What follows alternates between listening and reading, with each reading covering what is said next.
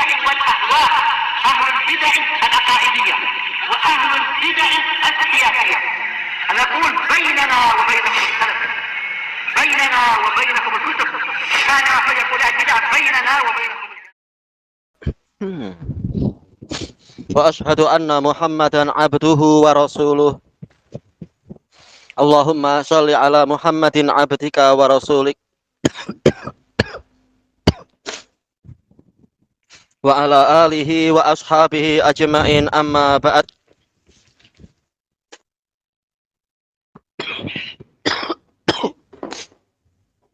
Kita masih di awal-awal muka surat 242 dari Syarah Sahih Bukhari.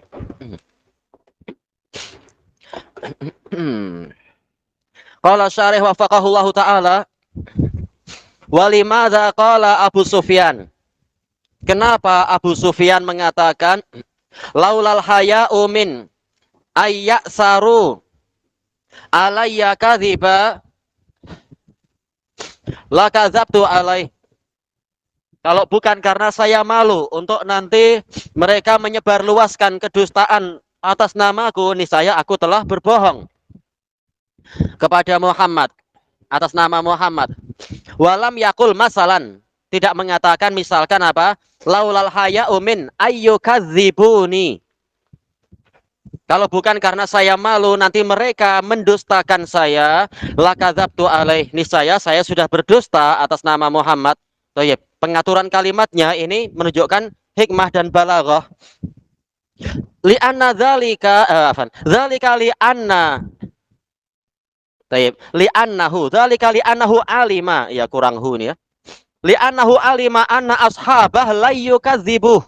Karena dia tahu bahwasanya para sahabat dia, teman-teman Abu Sufyan tidak akan mendustakan dia, tapi mungkin akan menyebarkan berita ini di depan raja, di hadapan raja, ternyata Abu Sufyan bohong. Bicara Muhammad begini. Taib. Lawiftara ala Nabi sallallahu alaihi wasallam amama Hirakl. Seandainya memang Abu Sufyan ingin membuat kedustaan atas nama Nabi Muhammad sallallahu alaihi wasallam di hadapan Heraklius, ya teman-temannya tidak akan mendustakan dia.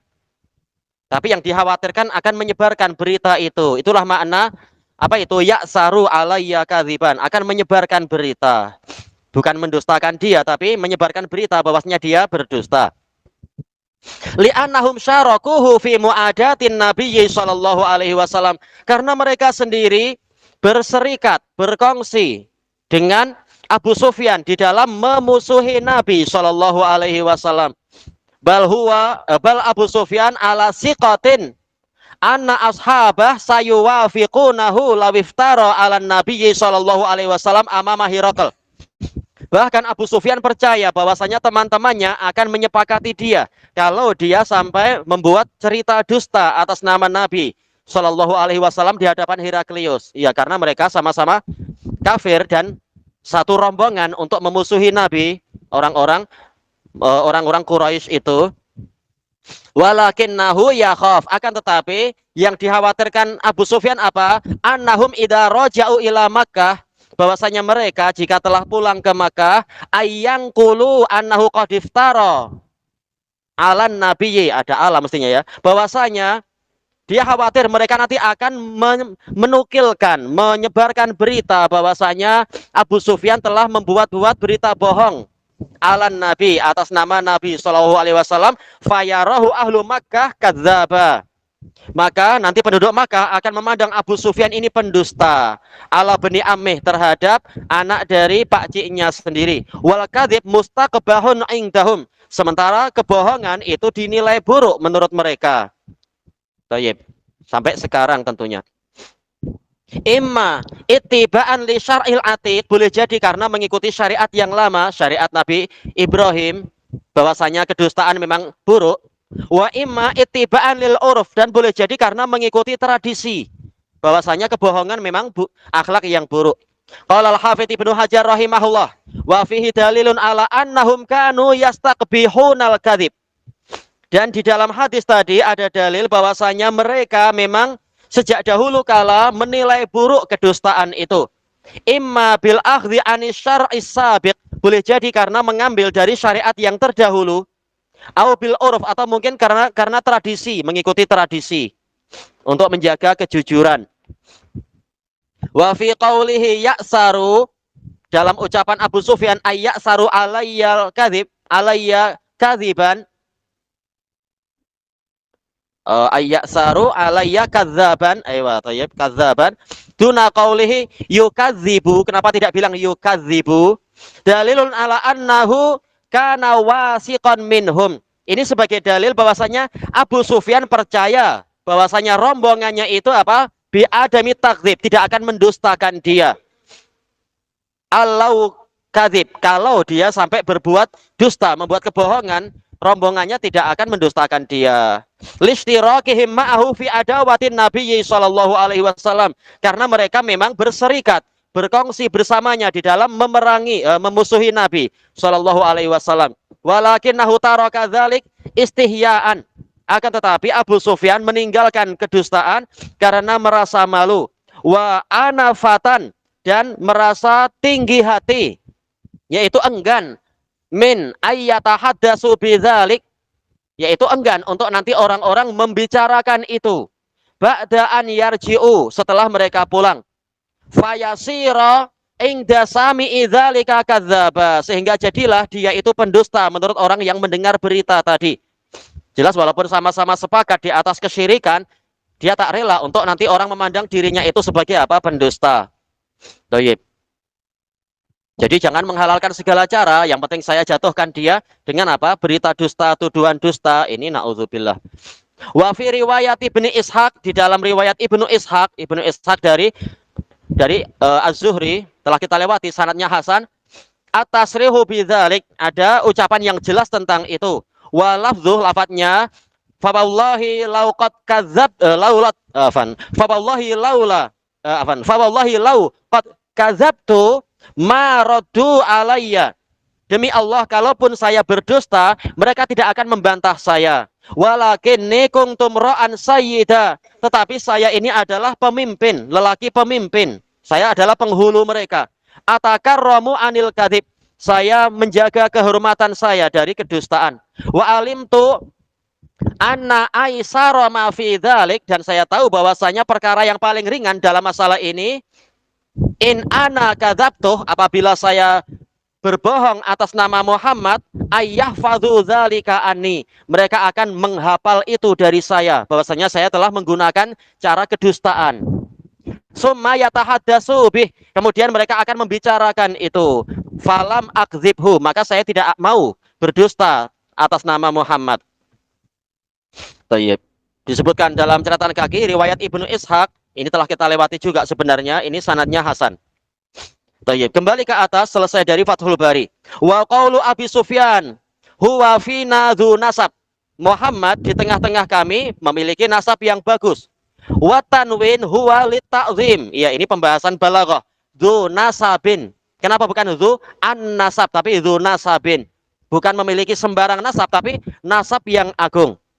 Wa hadza yadullu ala syarafi ansabil anbiya'i wal mursalin fi qaumihim, dan ini menunjukkan kemuliaan nasab-nasab para nabi dan rasul di tengah-tengah kaum mereka.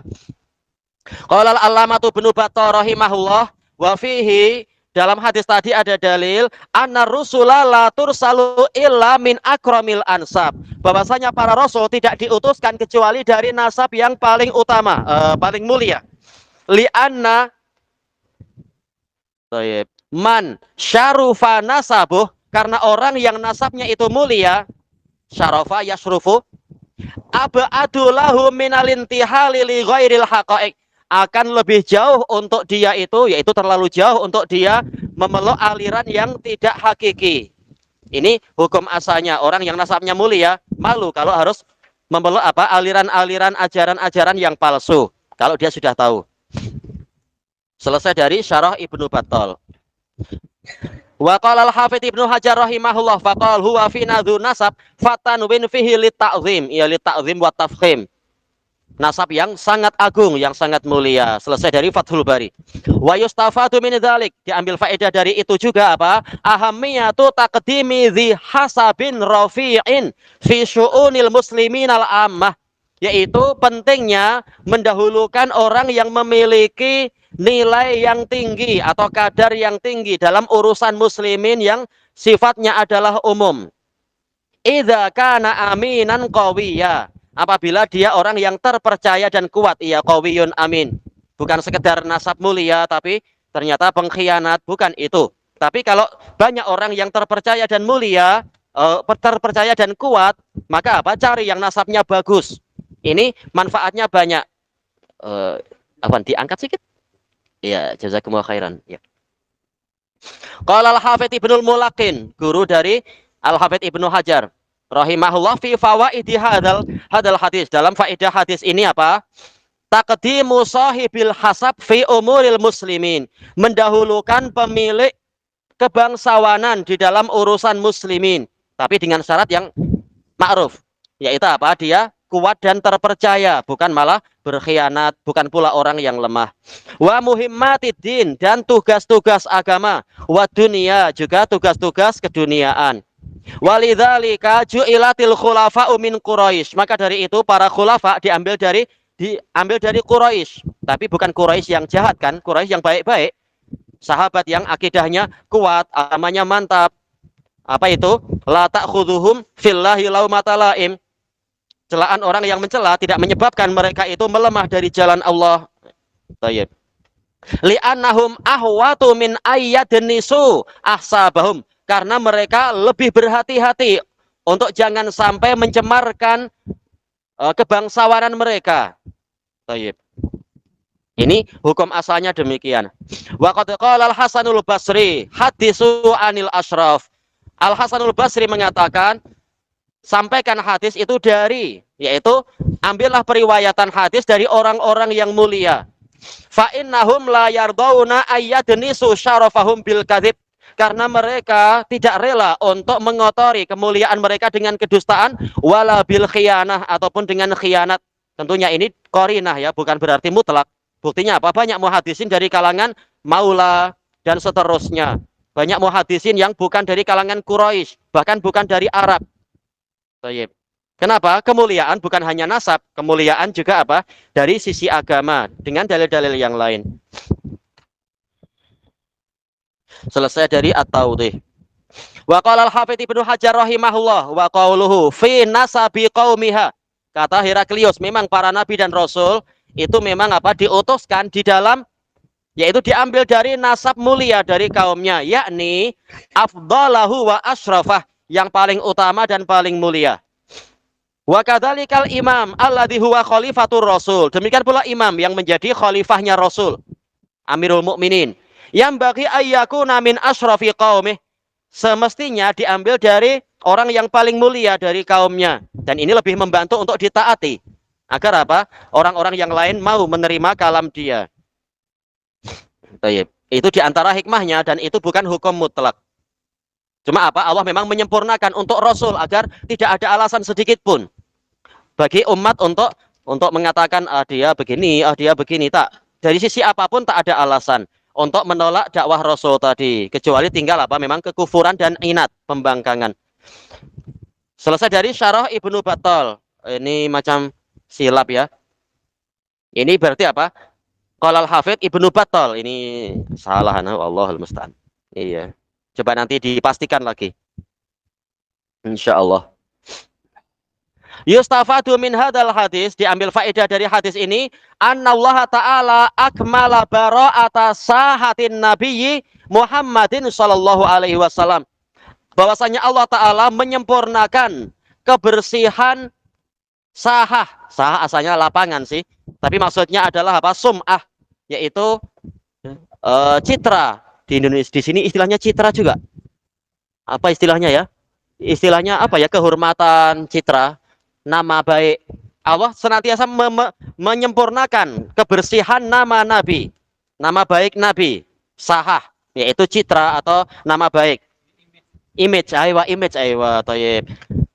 Menyempurnakan bersihnya image Nabi Muhammad sallallahu alaihi wasallam. Bikaunihi lam yakun fi ajdadihi malikun wala mudda'in nubuwah, yang mana tidak ada di kalangan nenek moyang beliau, yaitu maksudnya adalah kakek-kakek beliau itu seorang raja ataupun orang yang mengaku sebagai nabi. Makanya Heraklius tak mampu membantah, tak mampu mengatakan oh mungkin dia sekedar mencari kekuasaan nenek moyang dia. Tak. Demikian pula oh mungkin dia sekedar ikut nenek moyang dia yang mengklaim sebagai nabi. Tak ada juga, tak ada alasan sama sekali bagi Heraklius. Fa innahu abra'u li sahatihi wa sum'atih, karena dengan seperti ini lebih bersih untuk sekarang dipisah ya, sahah dengan sum'ah, yaitu image dan nama baik beliau. Kalaupun memang ternyata dari kalangan ayah atau nenek moyang Nabi itu ada yang jadi Nabi juga, tak ada alasan juga kan untuk orang menolak. Terserah Allah lah. Allahu a'lamu haitsu yaj'alu risalata. Allah lebih tahu di mana meletakkan risalahnya. Bani Israel aja berapa yang turun-temurun adalah Nabi dan Rasul. Nabi Yusuf, ayahnya adalah Nabi juga. Pertanyaan untuk anak-anak. Ayahnya Nabi Yusuf, anak-anak, ya? Ayah Nabi Yakub. Ayahnya Nabi Yakub, ya? Ishak. Ayahnya Nabi Ishak. Siapa tunjuk jari lagi? Jangan cuma tunjuk ketek, tunjuk jari. Tunjuk, iya. Bukan. Ya? Ayo Ibrahim, tamam. Demikian pula siapa? Contohnya ayah dan anak sebagai nabi juga. Ya. Keluar. Ya. Yang lain sebelum itu ada yang lain nggak? Yang lain ada yang tunjuk jari lagi. Di kalangan Bani Israel, ayah dan anak nabi juga. Tadi belum tunjuk jari ya? Ya. Siapa? Iya, Nabi Sulaiman dengan ayahnya siapa ayahnya? Lupa. Ya boleh lah. Daud. Ada lagi nggak ayah dan anak Nabi? Ayah dan anak Nabi ya? Tak jadi. Ya. Zakaria dan Yahya. Jadi ini sudah biasa. Di kalangan Bani Israel pun biasa, tapi biasa. Heraklius cari-cari alasan. Padahal dia tahu di kalangan Bani Israel pun biasa itu. Ayah dan anak adalah Nabi. Tapi dia ingin cari alasan ternyata tak dapat juga. Ini hikmahnya. Thayyib. Qala al-allamatu Ibnu Battal rahimahullah. Ya ini dohirnya Ibnu Battal ya. Buktinya nanti numbernya muka surat sama. Yang pertama muka surat 24. Berarti yang di atas memang Ibnu Battal tuh, bukan Ibnu Hajar. Dan Ibnu Battal jauh sebelum Imam Nawawi. Wa fihi annal imam al-kashifa wajhahu fil imamah. Dan di sini ada dalil bahwasanya seorang pemimpin yang menyingkapkan wajahnya di dalam kepemimpinan. Thayyib, ini maktuf kemana ya? Wa kulli man hawala matlaban azima, dan setiap orang yang berusaha untuk mengurusi tuntutan yang besar, idzalam ya'tasi bi ahadin taqaddamah, apabila dia tidak meneladani satu orang pun yang mendahului dia, min ahlihi, dari keluarganya, wala talaba ri'asatin salafah, wala talaba ri'asati salafih, dan tidak meminta kepemimpinan pendahulu dia, karena ab'ada lil madhannati bih, maka dia lebih jauh daripada persangkaan sekedar meniru-niru nenek moyang, wa abra'a li sahatih, dan lebih bebas, lebih bersih untuk citra, untuk tadi image dia. Walaupun boleh, tak masalah, turun-temurun Rasul, mungkin aja terserah Allah. Tetapi memang ini lebih bersih kalau memang tidak ada itu. Makanya Allah menjaga Nabi, tak ada alasan sedikit pun dari sisi manapun untuk Heraklius dan yang lain-lain mencela Nabi. Cuma kalimatnya agak itu ya, al-imam al-kashif wajhahu fil imamah. Kenapa disebutkan kashif wajhah, yang menyingkapkan wajahnya di dalam kepemimpinan? Agak susah bahasanya itu. Selesai dari Syarah Ibnu Battal. Tapi kita paham apa yang beliau inginkan. Kalau bersih dari gambaran tadi, itu memang dia lebih bersih nama baiknya. Wa fihi dalilun ala anna syarafan nasab kasiran ma yusabibu takaburan alal haq. Nah, dari sisi yang lain sekarang. Di dalam hadis ini ada dalil bahwasanya kemuliaan nasab itu sering kali, kasiran ma di sini adalah ibhamiyah, menunjukkan memang sering menyebabkan kesombongan, alal hak terhadap kebenaran, wastingkafan dan keangkuhan, keengganan, anitibai dakwatil anbiya dari mengikuti dakwah para nabi. Dari mana kita tahu? Kebanyakan yang ikut dakwah Nabi ternyata orang-orang yang rendahan. Nabinya nasabnya mulia, tapi yang ikut Nabi para fuqara wal masakin dan orang-orang yang dianggap rendah. Tapi kenapa? Mana itu orang-orang yang nasabnya mulia yang katanya menjaga diri dari keburukan atau apa? Ya mereka terkena penyakit kesombongan. Bi khilafi dha'fin nasab, berbeza dengan lemahnya nasab. Kasiron ma seringkali yusabbibu tawadhu'a lil haq, menyebabkan orang rendah hati kepada kebenaran, wal isra'a fit tiba'i dakwatin nabiyyin, dan cepat untuk mengikuti dakwahnya para nabi. Baik. Qala al-allamatu Ibnu Battal rahimahullah. Ayo, berarti ini beberapa kali kita menukil dari Ibnu Battal. Iya, muka surat 24 memang ya. Di asalnya. Rahimahullah wa qauluhu asyrafun nasi taba'u. Apakah orang-orang yang mulia yang mengikuti dia, mulia nasabnya? Kata beliau, fa inna asrafan nas humul ladina ya'nafun. Maka sesungguhnya orang-orang yang nasabnya mulia, mereka itulah orang yang enggan. Minal khisalil lati syarrafa sahibahum alaihim biha. Dari karakter yang akan menyebabkan mulianya. Syarrafa sahibahum, memuliakan teman mereka, alaihim, menyebabkan apa? Teman mereka yang bukan senasab, yang nasabnya tidak mulia, menyebabkan lebih mulia daripada mereka dengan itu. Apa kemuliaan yang lebih tinggi dari nasab? Yaitu apa? At-taqwa. Mereka akan enggan untuk ikut itu. Padahal sebenarnya perkara yang mereka enggan ikuti justru akan lebih memuliakan orang yang mengikutinya. Lebih memuliakan daripada orang yang mulia nasabnya. Bahasanya agak pelik sedikit. Maksudnya bagaimana? Orang yang secara nasab itu mulia, mereka biasanya enggan untuk mengikuti ketakwaan. Padahal ketakwaan itulah yang justru lebih meninggikan pemiliknya di atas orang-orang tadi, alaihim, di atas orang yang nasabnya mulia. Iya, ketakwaan lebih tinggi daripada sekedar nasab. Taib. Apa gunanya dia itu misalkan apa ya? Dia itu nasabnya adalah Quraisy, tapi ternyata kaki tipu atau kaki judi, ya nggak ada gunanya. Sering masuk penjara, sering dipinjam oleh polis nanti. Nggak ada gunanya kalau macam itu. Lebih baik nasab biasa-biasa saja tetapi bertakwa. Wa yuhatu syarafuhum, dan kemuliaan mereka tadi yang mulia sekedar nasab jadi diturunkan, direndahkan ila ayyakunu tabi'ina fi ahwali dunia, yaitu mereka enggan untuk kemuliaan mereka itu diturunkan sehingga menjadi pengikut dalam urusan dunia. Merasa apa kalau ikut Muhammad sekedar jadi pengikut, padahal saya kan bangsawan. Falidzalika qol, maka dari itu beliau, nggak tahu ini siapa yang mengatakan, boleh jadi ini isyarat dari ucapan Heraklius. Ingka nayu adihi asrafun nas fahiya dalalatun ala nubuwatih. Seakan-akan Heraklius mengatakan apabila yang memusuhi Muhammad itu justru orang-orang yang mulia, maka ini menunjukkan memang dia adalah nabi, menunjukkan sebagai kenabian dia. Buktinya musuhnya malah orang-orang mulia. Baik.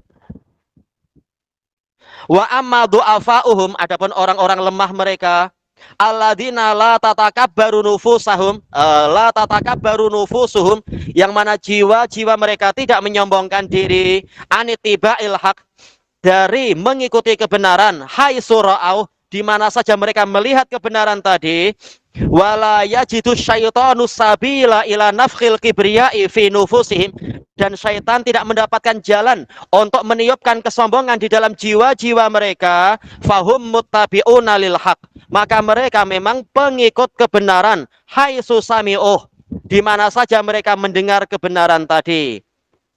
La yamna'uhum, la yamna'uhum, akhirnya kurang hak lah ya ini yang di dalam Ibnu Battal nih. La yamna'uhum min dzalika talabu ri'asah, keinginan untuk mencari kepemimpinan tidak menghalangi mereka di situ dari apa? Mengikuti kebenaran, karena mereka sendiri orang-orang lemah biasanya tidak sibuk mencari kepemimpinan. Mereka sibuk dengan apa? Cari ma'isyah duniawi biasa, sekedar apa? Hidup sehari-hari. bukan sibuk mencari kepartean atau kekuasaan.